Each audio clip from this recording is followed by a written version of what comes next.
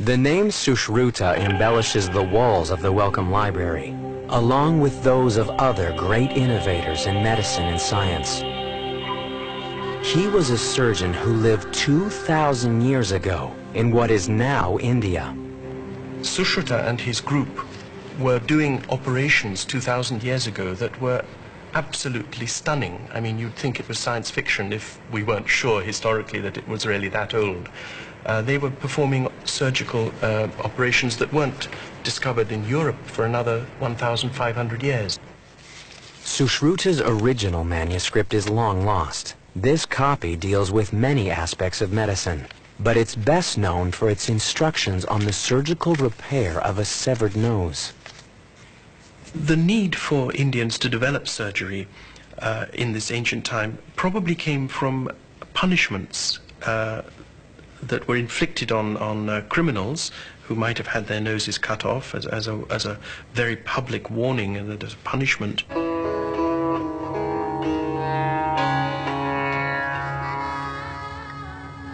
The severing of an enemy's nose has been a Hindu practice through the ages. The injury was bad enough, but trying to repair it 2,000 years ago would have been, for the patient, a most grisly affair.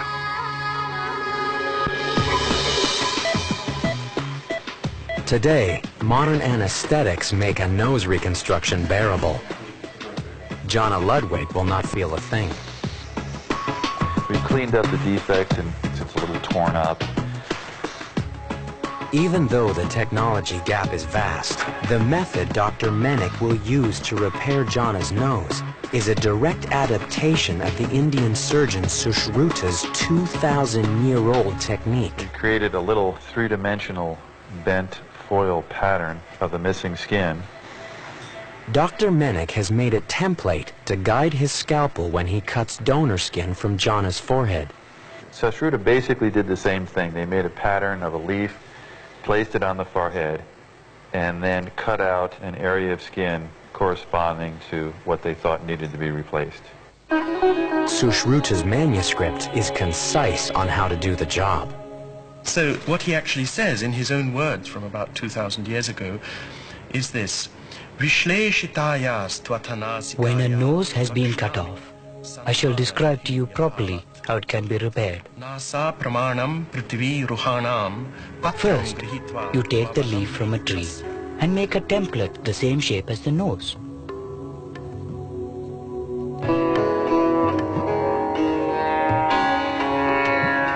Place it on the cheek and cut from the cheek a piece of skin the same shape as the leaf.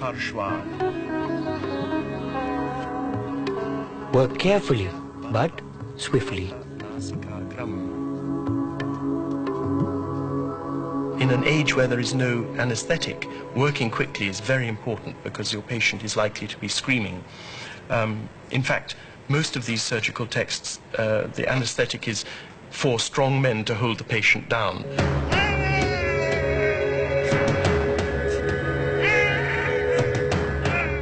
Cutting skin from the cheek was not the end of the agony. Then he scarifies the nose, that is to say, the stump where the nose was gets scratched and made bloody and ready to receive new tissue. And then this new piece of skin cut from the side of the face is attached to this scarified area.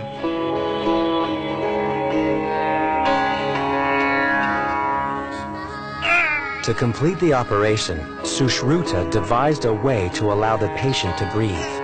2 tubes made of reed were inserted into the new nose. It was all held together by tight bandages until the skin grew into place. Sushruta ends by saying, the physician who can do this, who knows this technique, is fit to repair, to work on a king. Ya evam eva janiyat sa rajnya kartum arhati. He is worthy to perform on a king. Sushruta's surgical innovation has influenced medicine through the ages. His techniques were adopted by travelers and taken west.